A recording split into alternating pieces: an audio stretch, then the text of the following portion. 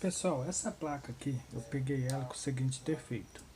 Ela tava piscando LED Power, tá? Aí quando acontece isso, pessoal, pode ser algum desses capacitores aqui, ó. Desses 6 capacitores, são 6, tá vendo? Pode ser um deles com problema. Ou também pode ser o LNK, pode ser também esse resistor aqui, ó, de 470K aqui, ó, tá bom? Esse aqui, ó, ele também costuma abrir e apresentar esse defeito.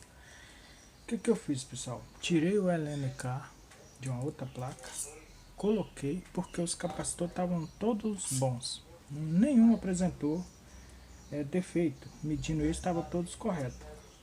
Ressoldei, pessoal, o LNK, a placa voltou a ligar. Olha lá.